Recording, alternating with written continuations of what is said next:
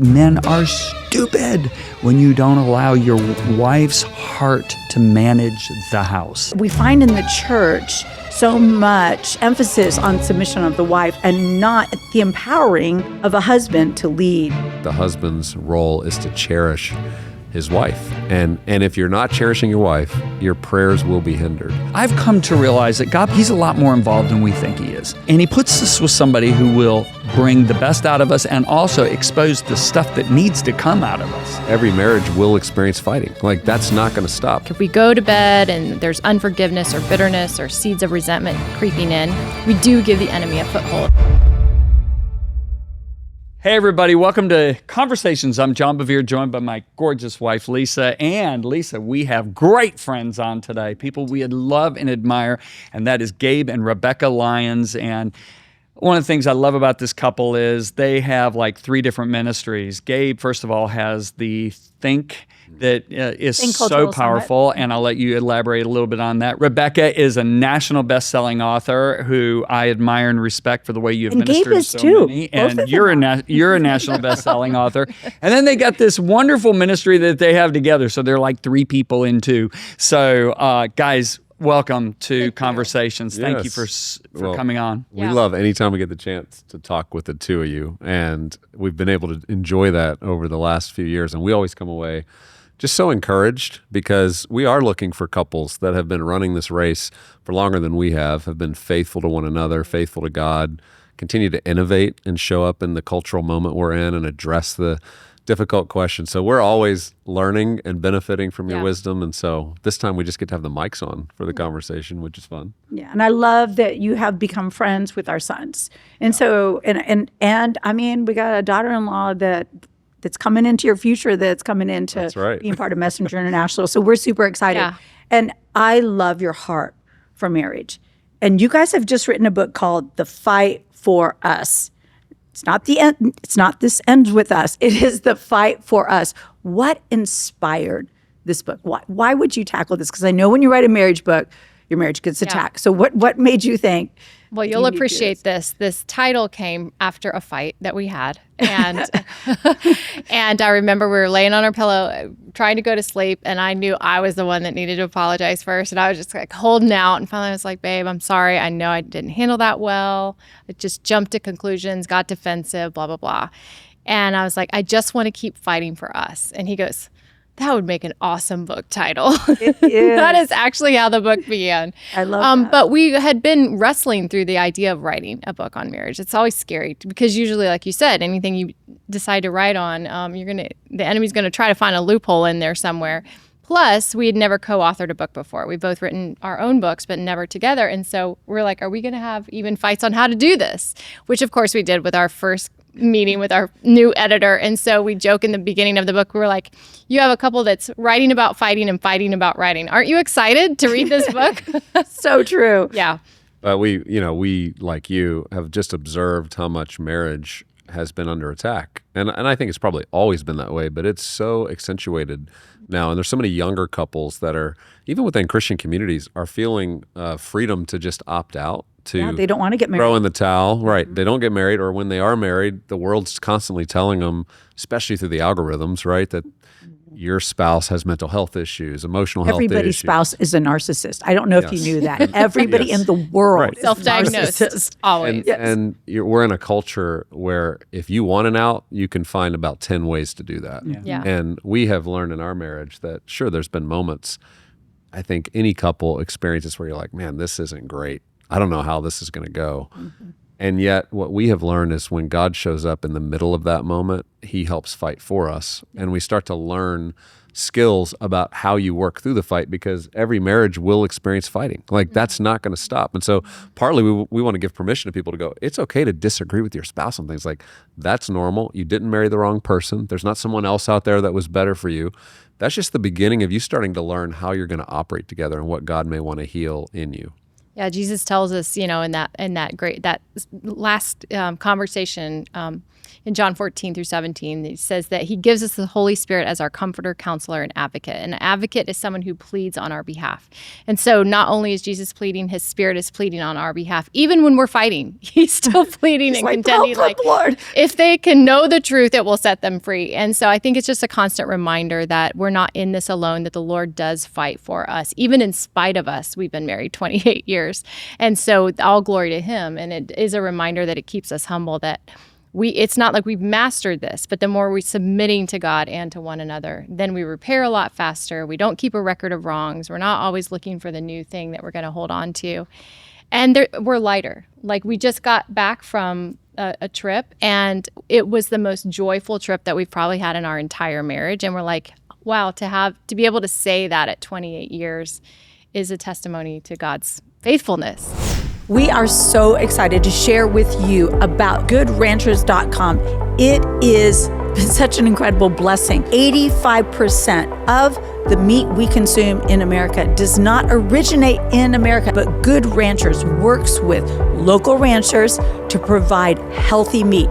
It is hormone-free, antibiotic-free, and I mean, John, Lisa, we every get it night delivered to our door every 6 weeks. And the amazing thing, because it doesn't have all the hormones and steroids, it tastes really good. So we want to support these small ranches, and we want to eat the good food. And the exciting thing is, John, if they will mention the code Bevere, they're going to actually get $40 off and free meat for life as long as they are subscribed. So GoodRanchers.com, American meat delivered. I actually like John now more than I did when I even first married him. She runs around and says, "You're my favorite husband." I do say that. What does that mean? I said, this version is my favorite. This version of you. This is my favorite John Bevere. This is, and you know, I mean, I'm just sitting here thinking, you're at 28 years. Yeah. And we are at 43 years. Yes. So between the two of us, we have 70 years Yes. of marriage, of mistakes, Yeah. of dreams, of hopes, of challenges. And so many people, they aren't willing to fight for their marriage. And that needs to change. You know, it's interesting. They did a study, and they found out couples who thought it was just no hope that hung on. 5 years later, they thought, we can't even believe we at one time were at odds. We're going to give up. Yeah. And I actually believe, and I'm going to speak more to believers in this line, I believe there's a testing period. I had a conversation that was heartbreaking just last week with a gentleman who unfortunately really messed up with his wife. And he said to me, I said, "Are you committed?" He said, "John, I love her more than any human being on the planet." And I said, "Let me tell you something. She's gonna test you, and she should." I said, "Love is unconditional. Trust is earned." And I said, "You're going to get tested." Yeah. I said, "I just want to prep you for it." And I said, "You know who else is going to test you?" He said, "Who?" I said, "God." He said, "What?"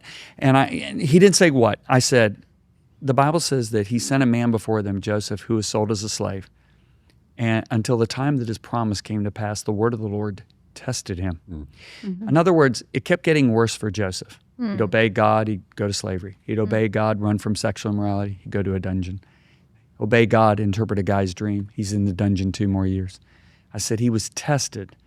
Would he do the right thing even when it looked like it was impossible? And I think sometimes marriages get like that, don't they? Yeah. Yeah, Do you talk about that in the book? Absolutely. I think what happens is there's just a nudge from, like, if we open the door, right? Like, if we go to bed and there's unforgiveness or bitterness or seeds of resentment creeping in, we do give the enemy a foothold. And a foothold is an entry point to further advance. And so once he's in there, he's like a crack, just needs a little And then you crack have a bad dream about your husband. Right. And then all of a sudden I wake up and, I'm like, I don't know how I feel about you this morning. And over 2020, when we came to you guys and asked for counsel, which was we'll get into that. But I remember having an agreement with the phrase, "it is what it is." And that was so subtle, right? It was just, but it was an agreement with resignation. Like, oh, okay, this is like our new normal. It is what it is. And what I found over time, and I had to repent of all this, thank the Lord for the conviction of sin. But initially it is what it is. And then over time, it grew into, I don't think I can do this.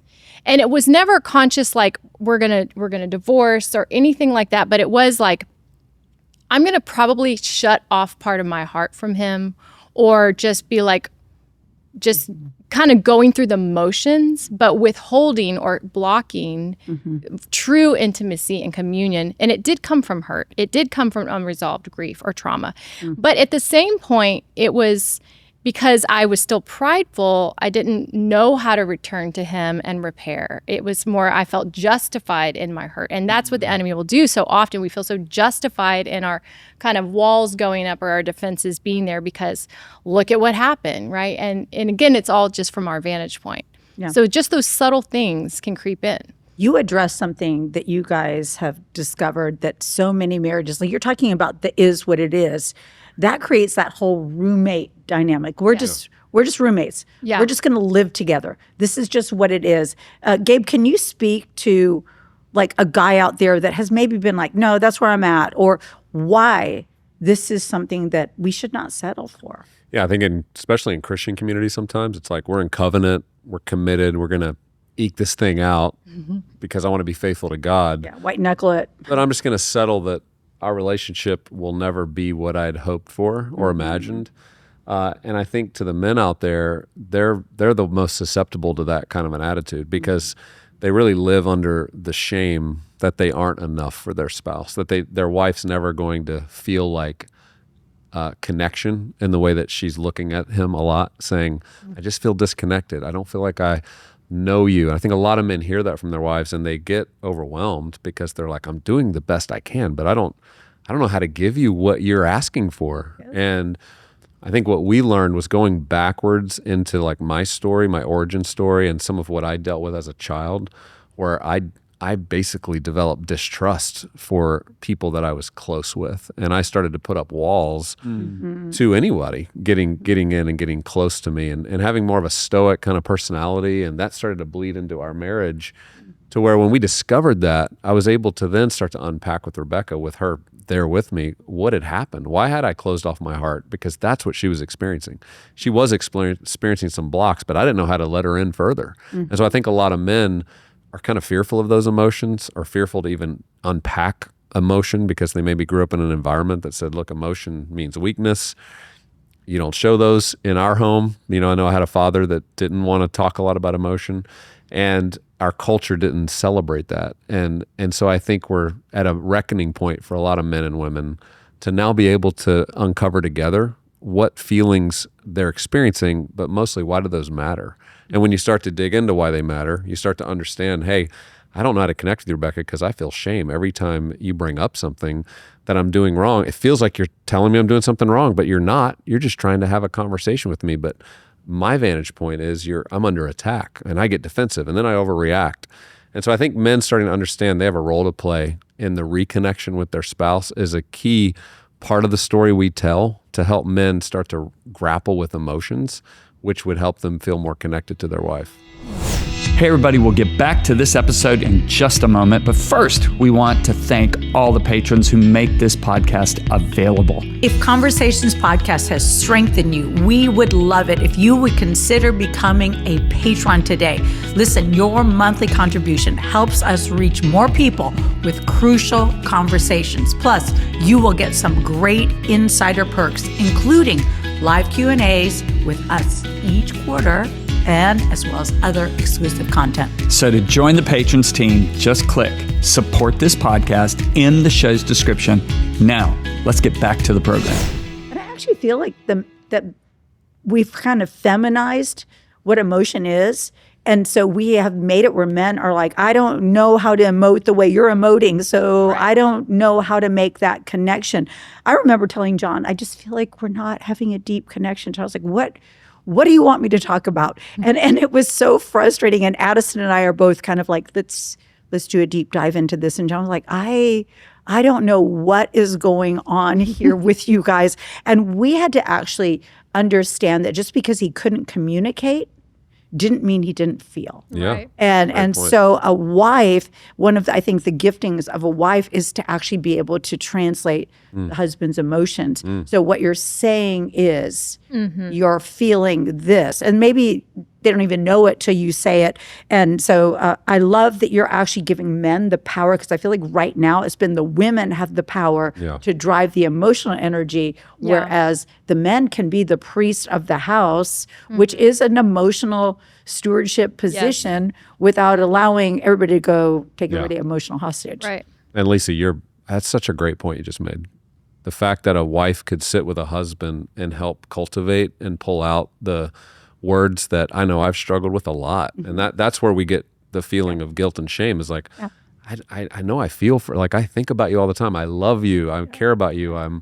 But I don't know how to say it sometimes, or I don't know how to express what I'm walking through. And Rebekah's given words to things a lot of times that I didn't have the words for.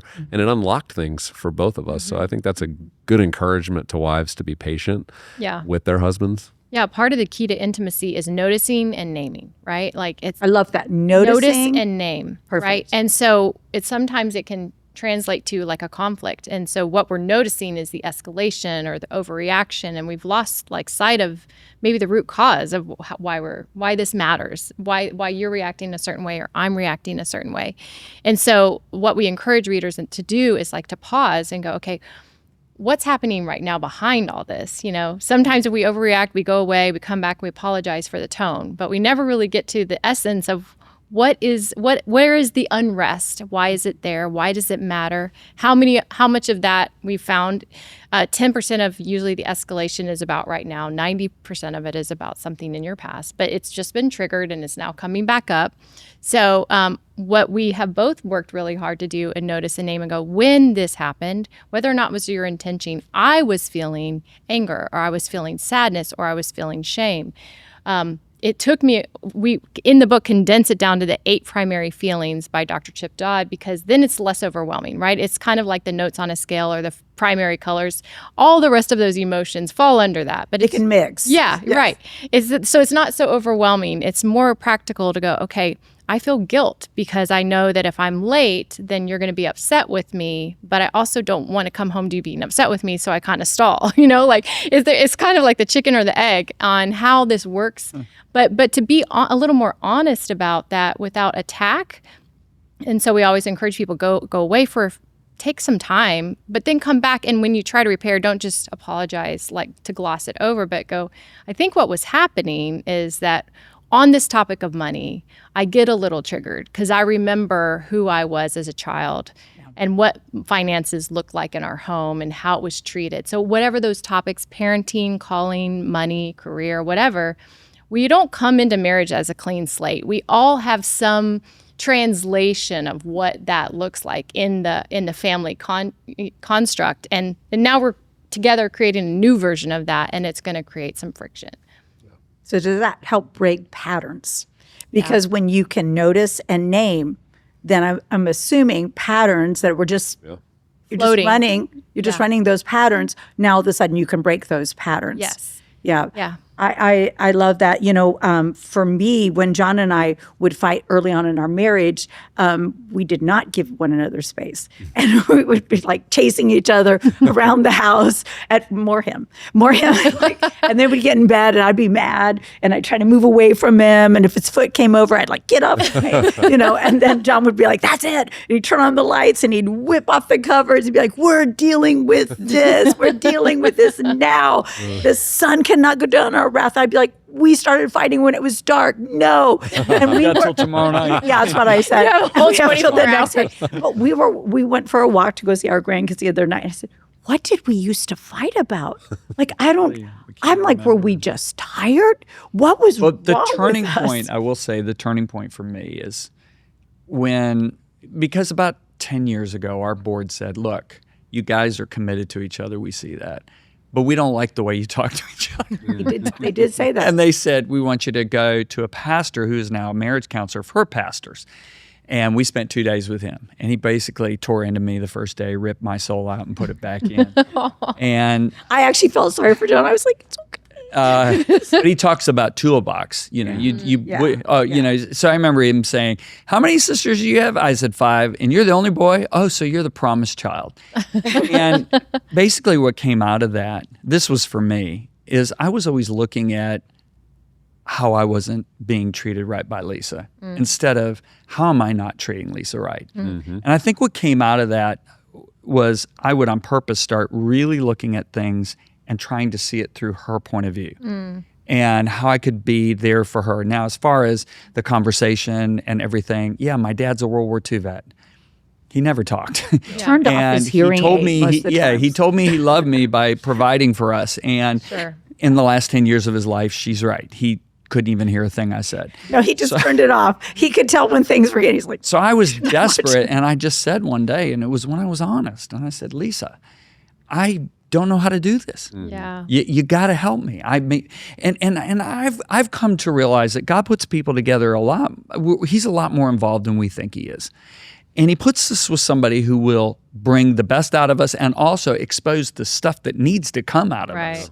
That's and good. so that's where things really started changing for me. Yeah, that's good. I think that's what we've experienced is that God has things he wants to heal in me, things he wants to heal in Rebekah. And he works through us as those healing agents he puts us with to both be a mirror and help expose the things that are sinful in our lives or that are contributing to friction and conflict. But then also to be there as part of the repair and to keep turning towards one another versus turning away. And that's what a lot of couples have to get some skills to know how to do, like you said, like as how do we turn towards one another? How do we prefer the other person? 1 Peter 3 was such a convicting verse for me in that passage where it's described that the husband's role is to cherish his wife. And if you're not cherishing your wife, your prayers will be hindered. And it's the only passage that tells us you could be praying for all kinds of things that even align with my will, but they're getting blocked at the ceiling because I'm watching how you're treating your spouse. And I'm watching to see if I can trust you with my church, with the ministry, with whatever you're praying for. And if I can't trust you with the person I've put closest to you, I can't trust you. So your lens of going, what does Lisa need?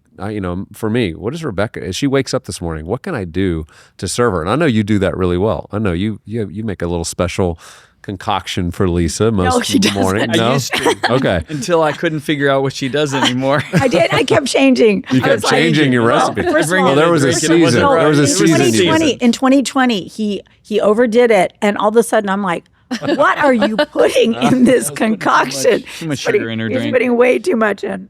But that attentiveness. Attentiveness, yeah. When we were done with that counselor, I think the thing that I said to a couple is I said I came to the realization when I marry somebody, I sign up to serve them the rest of my life. If you approach it that way and you don't have these high expectations, anything you get is just a great blessing. Yeah. It positions us to not be offended. Right. That's right. Right? Yeah. So Well, okay. First, talk about the book. First of all, I'm super excited about what you've done. So I love that you have a book, and books are so important. But I also love that you've got conversations. And so, like, we've been blessed. You've been blessed to have a counselor. We've been blessed to have access to a counselor. But there's a lot of people that, for a number of reasons, may not have access to a counselor. And this journal is, I love what you said, is 10 conversations every couple needs to have. They need to have these conversations. And they're always awkward when they start. But these are the things. It's a conversation. I mean, think about, it was a conversation between Abraham and God that began something. It was a conversation between God and Moses. It was a conversation between an angel and so conversations have the power to transform things. So tell us a little bit about what you address in this, because I'm excited about this, but I'm also excited about this because this is a read and this is the work. Yeah, and the book, The Fight for Us, really walks people through understanding why we fight, what's going on with all the fights we're all having. But then also, how do you move from fighting to feeling? So how do we understand what it is that's the angst that's underneath all these conflicts that we continue to find ourselves in? And that's usually tied to our origin story and us starting to wrestle with that. But then we move into how do you go from feeling to healing in all these areas of your marriage that tend to be the conflict zones for us. It is parenting, it's sex, it's career, it's our community, and it's all these areas that create tension. And so the journal for us helps couples start to walk through those categories with really guided conversations that allow each person in the relationship to take a moment away, look at some prompts, maybe journal for 15 minutes, like, here's my origin story, here's kind of the things I'm learning about myself, or here's what my approach to sex is, or money, or career. And then we prompt them in how to come together and actually sit with one another and have a conversation about it. Yeah. And what we have found is a lot of couples, they don't really know how to have conversations anymore. You know, our world's become so much texting and us, you know, being in groups, but like sitting face to face and actively listening and knowing how to disarm things and to just be patient with one another. We in the beginning of this walk them through these 5 skills to having a good conversation. Yeah, how to have a healthy So not even conversation. just before you even start the 10.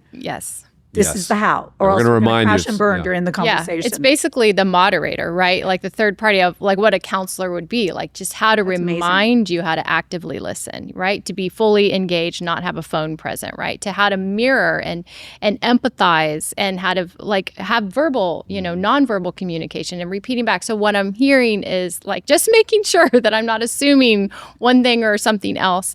And then just this attentiveness, right? Because you think about our kids, right? Like they're looking if we have eye contact. They're wondering if we're going to stop what we're doing, and we're going to and be in that space with them so that we can get to the heart of things. Because you're not going to confide if you don't feel safe, and safety isn't just rushed. It's not a hurried thing when it's a heavy thing, right? It's got to take some time to get to the depths, you know. And when the depths are exposed, then that's the transformation. That's where the Lord is. He's like, I'm bringing up, I'm revealing what I'm ready to heal. But you got to give some time for that to happen. It's not going to be like in the carpool line, or, you know, getting the kids out the door.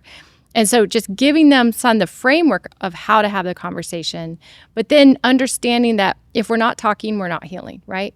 And so often we have found in the couples we've counseled over the last 5 years in all our marriage retreats is that there's 4 dances that people will dance in their dysfunction. We call it dysfunctional dance. And there's silent, intense, avoidant, and anxious. And the silent one is wild because they never have conflict, right? They just have avoided anything hard and everything's great, but they actually aren't intimate. There's not a confession, a rhythm of confession. There's not a real knowing and being known. And so that's why we're like, it's actually, you need to be talking, you know? Isn't that the most dangerous one? Yes, it is. Which is surprising because you would think the other ones are intense, more. Yes, but and we're intense, and I would guess you guys. I would guess you guys are. And the benefit of being intense is like you care enough to stay in the fight, right? Like you've still got the energy for it. You're like, we're gonna solve this. We're gonna fight for us. Sun up. Yes. Whereas as we've polled people in this quiz or this assessment, the number 1 is intense, and the second is silent. And I thought it was interesting of thousands who've done this that people are still kind of in those extremes. Wow. Right? Like they're either like, I'm all in and until we're just done, and then we're just going to be silent. And the silent really is rooted in hurt. It's this resentment that slowly grows again and feels justified. And barricading. Yes, the stonewalling. And when a man stonewalls, it's noble in some ways. He's trying to de-escalate. He just wants to keep the temperature down. When a woman stonewalls, it's far more dangerous because she's shutting off a part of her heart, because we were not made to be quiet about our hearts.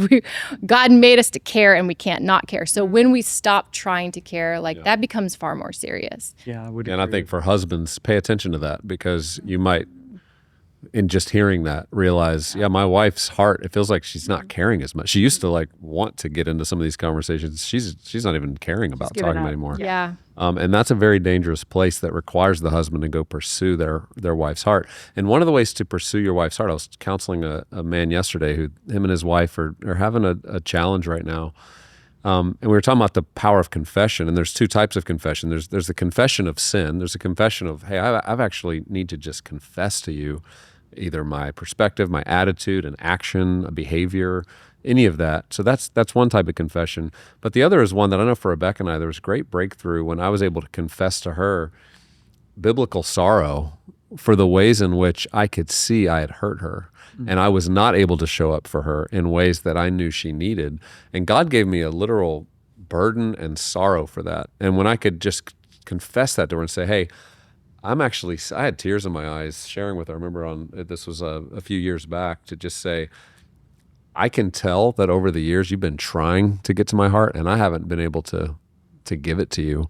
And I can see how that's hurt you, and it's been hard, and you deserve that. And so I just want you to know, I'm going to keep working. I'm going to keep trying to learn how to meet you in that place.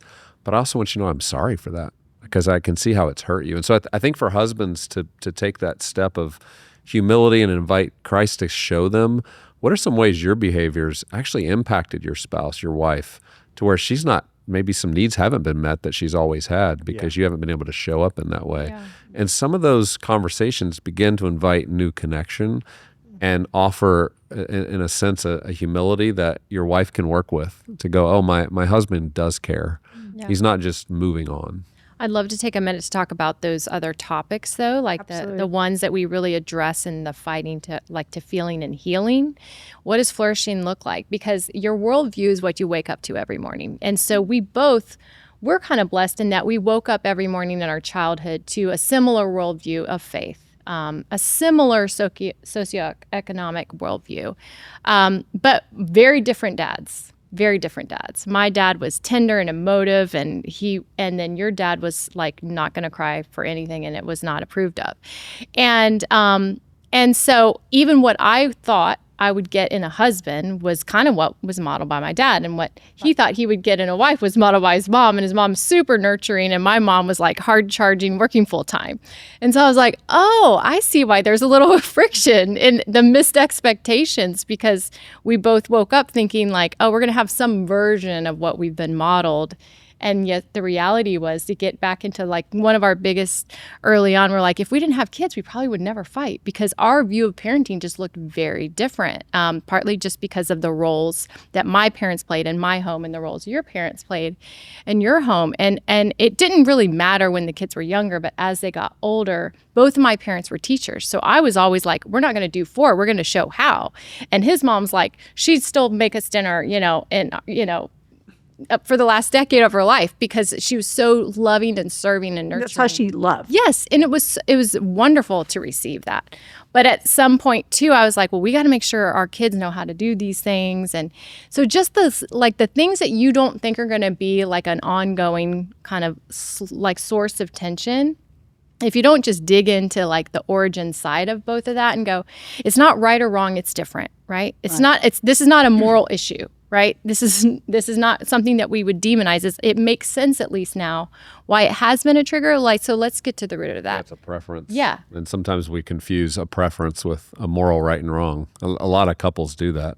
They think that the way their spouse wants to parent is morally wrong, and it's not necessarily wrong. It's just a different approach. Right. There's so much out there too that's so confusing. Yes. Right. Yes. Right.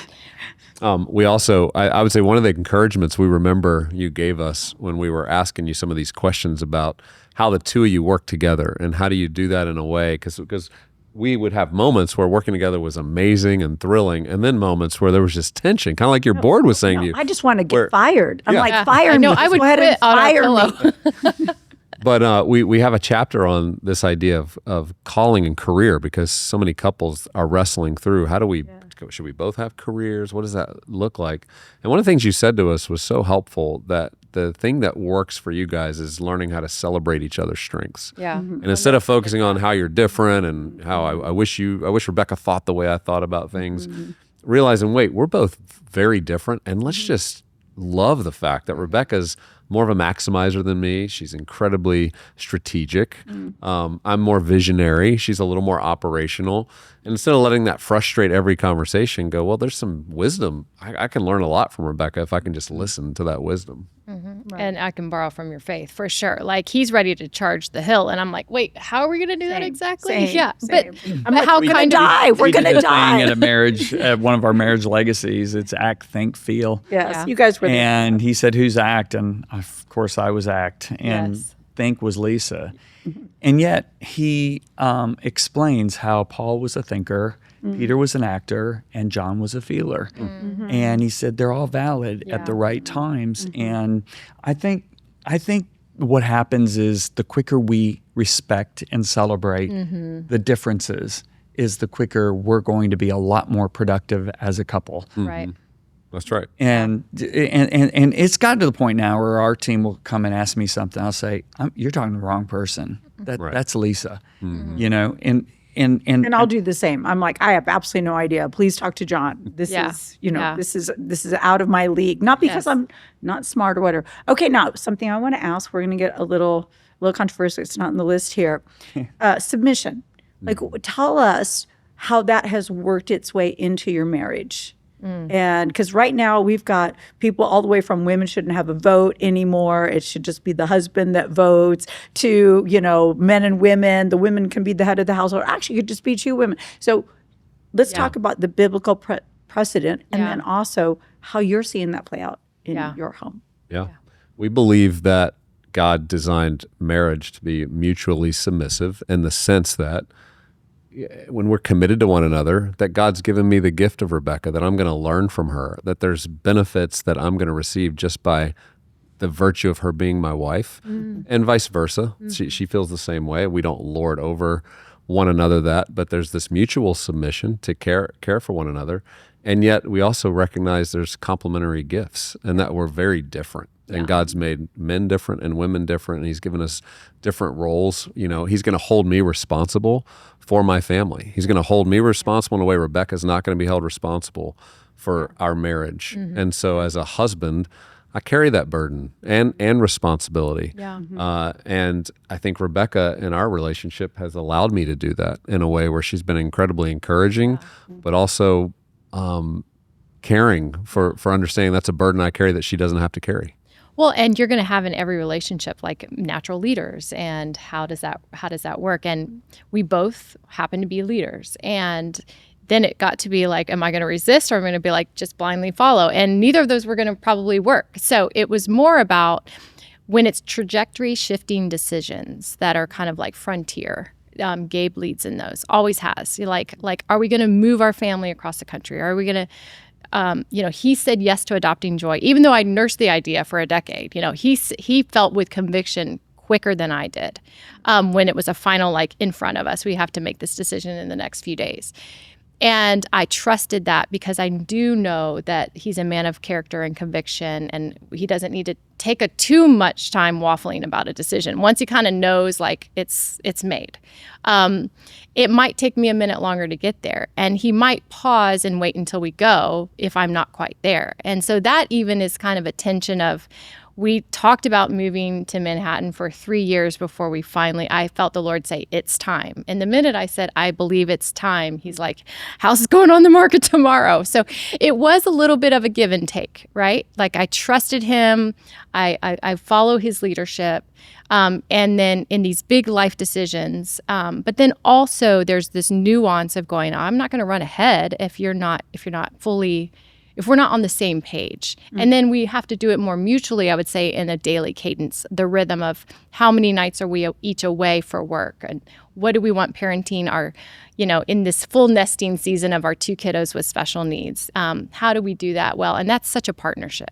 I do think so many people wrestle with that, okay, what do we do? And being students of the scriptures, we see there's so much more on the man in Ephesians about loving your wife, washing her with the water of the word. I mean, evoking her beauty, nurture. And then the woman's thing is, wives, submit to your husband, right? As unto God. So I mean, it's like we find in the church so much emphasis on submission of the wife, and not the empowering of a husband to lead, to nurture, to be kind of the priest of the household. Right. And it's very interesting. And so I feel like right now we've got this pendulum swing from everybody is the boss of everything to of their own world. And now it's swung to that, nope, women have no voice and the man is the only one.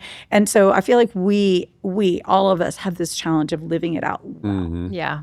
What does it's not I think we don't treat it as a positional authority thing. I mean, I think there are people that can make that case, but in our relationship, it's like leadership. It's influence. It's not a position. So it's not, I'm the husband, therefore you just need to do whatever I'm saying. Like, how well is that going to work out? I mean, even if God's shown me something, with it's not. It's like us.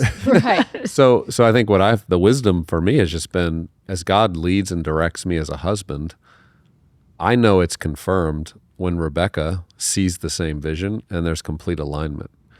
For me to move forward without her being ready would be, it'd be rebellious in some ways, and would force more and more attention that would take away from whatever God's calling us to do. And I've just found God's always gotten us aligned. Like, that's never been an issue. We're very similar. The big trajectory decisions, it seems like I'm a little bit more, okay, let's go, but I do want to wait on Lisa. But a lot of the home living things, I see a much greater ability on Lisa. And, I never thought of this before until now you two were just talking. Isn't it interesting that Paul said to Titus to teach the women to manage the home? And when somebody's managing something, they're really, they're leading in how the culture of that home is going. Yeah.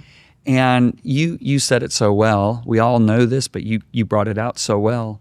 The woman is the heart person. And you want a home that has a big heart, not a home that's rigid. I think, it's so funny. I was so exhausted coming home from ministering the other night. I decided to watch Sound of Music. I'm so offended by some of these movies they're coming out with today. Right. You can't even listen to watch it. It's just, you feel, so I thought, I'm watching Sound of Music. And, if a guy was managing a home, you'd have the whistle. Boo, doo, doo, doo.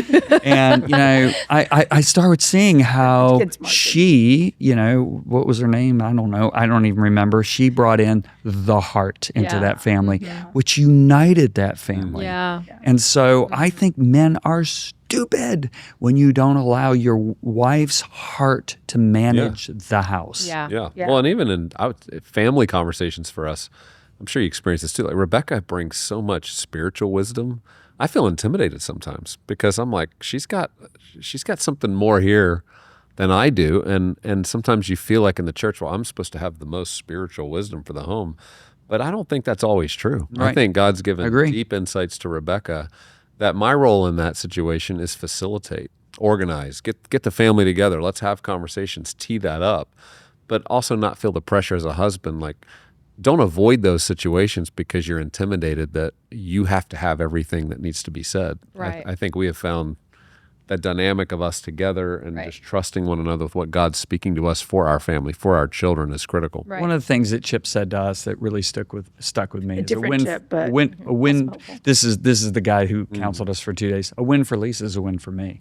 So if Lisa is the one that's bringing that wisdom into the family, it's us. We're one. Yeah. It's a win for both of us. Yeah. Yeah, good leadership gathers, listens. Yeah. And for me, I don't know if this is how you feel. If I feel like John has heard me, then I can let it go.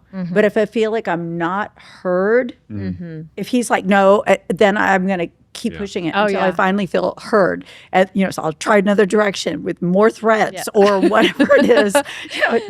And so as soon as I feel heard, I can be okay. Yeah. Because I feel heard, so then I know he can make a decision. So here we are. I mean, we are all talking from very much a place of learning and growth, but there's people out there, they're in horrible positions right now in their marriage. And they're feeling stuck and they're feeling hopeless. And I mean, I'm thrilled that you have a resource, but I want to know, what would you say to that couple out there that is like, we don't even fight, we don't even care, we don't believe God can bless our marriage. You brought up earlier, there's a lot of excuse. Well, God didn't really put us together, so it's okay for us to divorce. Or, or whatever. There's a lot of a reasoning spirit to give up. What would you say to these couples that are finding themselves in a discouraging place? Yeah. Yeah. If you're discouraged, then there's been a long trajectory of just not connecting, feeling disappointed. Like you said, it might be just your vantage point is you're not being served and you're not being dealt. This isn't the life you thought or imagined. So it is all about you. And as long as we kind of stay focused on ourselves, I'm going to go to my counselor to get well, but I'm not really caring so much about whether the relationship makes it.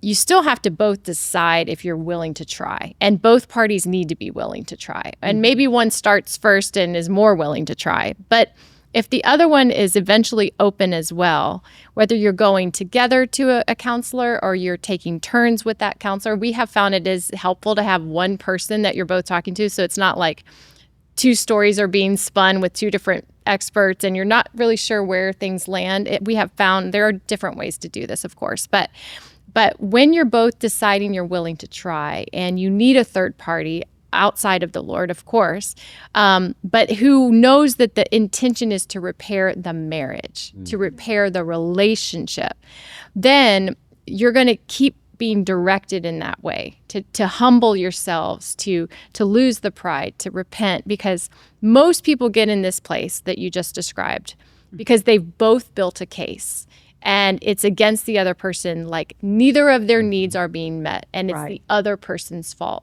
And like you said, John, when we shift the narrative and go, actually, I haven't even thought about what I'm not doing to serve you. I'm just too busy ruminating on how you have, You're falling short. Yes. Yeah. And so just the confession of that That's a downward spiral that's going nowhere. You're not going to I think that's the number one tactic of the enemy is that tactic. Yeah. It is that you sit, you ruminate, you go, they did this, they did that, they always do this, they always do that. Yes. And you I'm start self-focused. you lose perspective on what marriage is about. And one of the points we make is, when you were dating and you broke up with that girlfriend in high school, you would try to let her off easy by saying, hey, it's not you, it's me. Like, I don't want you to feel bad. You're like, it's you're you. wonderful. Yeah. That's right. And in marriage, it's the opposite. We're like, it's not me, it's you. And we challenge couples and individuals to just know there's a part of this you can repair. Even if your spouse looks like they don't care anymore, ask God to help you see what can you change. Because when you change one thing in that equation, the entire formula is changed. And so take responsibility for the little bit of steps that you can take towards one another and be amazed at how God will show up. Yeah. I'd also say counseling today, so many people are seeing counselors, but one of the things we discovered is only about 14% of counselors are marriage and family counselors. The majority of counselors out there are individual therapists, and people are going to individual therapists to get help on the emotional issues they're dealing with, the mental issues they're dealing with, but they're not really trained in this idea of how are we going to help this marriage come together? And so couples need to be aware of that. They need to be aware of when you're seeing a therapist, you're not necessarily seeing somebody who's trained in how to help you reconnect with a broken relationship. They're more going to spend time on you, your story, what you need, and that can lead people down a very individualistic path to where their enlightenment is, I need to get out of this relationship they just affirm the narrative it's keeping you're me bringing. down. Yes. And so that's why we really encourage in the church for these couples, even using the journal for us as a way for couples to go, look, the Holy Spirit and us, he's the counselor. He's a wonderful counselor. Let's trust him to help us process through some new discoveries, some areas that we haven't even learned how to talk about again. And let's invite him into this equation to help us get his wisdom for how we can heal. And I would say first step to your question is like maybe today somebody's listening and they're like their spouse isn't listening, but they're like, man, I feel energy to try. Maybe it's been a while and I haven't wanted to, but I feel a stirring to like lean into this. So go to your person and just say, hey, would you at least listen to this maybe separately or together? And then like, let's begin just a conversation. It just starts with, it's like this coming back to the Lord, like repenting and returning is just a whisper. He's just a whisper away, right? Like the Holy Spirit is right there. And that's the same that he wants for us in these relationships. That chasm can feel so big and it's gone on for years. But if you just soften just enough and turn towards the other, you're like, I miss you. I miss what we had. I long for that. I don't know if it's possible, but could we try? That's just where it begins. That's beautiful. Well, I want everybody to know where can they get a hold of both of this, the Fight for Us as well as the journal, because all of those they're on Amazon. There's also a study called the Fight for Us, a 5-session. So couples can go through that together. They can do it with their community group, church, video teaching series of 5 sessions. Yeah. So all those items are anywhere books are sold. Yeah. People can find them. Yeah. And you can go to the store if you want those personalized. You can go to RebekahLyons.com. There's a store there. You can get bundles or anything like that as well. Amazing. Well, I just want to thank you for taking Yes. all of your hardship and then all of the things you've been able to glean from your counselors and putting it together for practical tools. Because I mean, as you were talking, it's just a turning and walking back towards each other, and I believe that God is the one who holds the heart of a king, and he can turn it however way he wants. And so I believe that God is involved with this. And we're going to put in our notes how they can stay in touch with you guys and be part of the cultural summit. We believe that you guys tackle some incredibly difficult topics at the Think Cultural Summit, and we've both been able to benefit from that. So thank you so much. Thank you so I think much. the final scripture I want everybody to hear is this: "In as much as depends on you, live peaceably with all men." Yes. How much more of that should start with our spouse? Yeah. God has called us to peace. Don't settle for just living and existing. Pursue the peace. It's beautiful. Yeah. I And, love and I that. believe there can be intimacy. I believe there can be hope. I believe there can be romance again. I love that they're addressing this idea of roommates. We believe that if you feel just like a flutter of hope, I want you to get a hold of this. I want you to pray into this and believe for more. God doesn't want you just to live in survival. God wants your marriage to flourish. And this has been Conversations with John and Lisa and Gabe and Rebekah, and I know it's blessed you. So thank you for joining us. Thank you both. Thank you. We hoped you enjoyed this episode of Conversations with John and Lisa Bevere. If you haven't already, make sure you subscribe and rate this podcast wherever you love to listen. Also, if you haven't already, go right ahead and download Messenger X to hear more content from John and Lisa Bevere and other great messengers. Again, thank you so much for joining us, and we'll see you next time on Conversations with John and Lisa.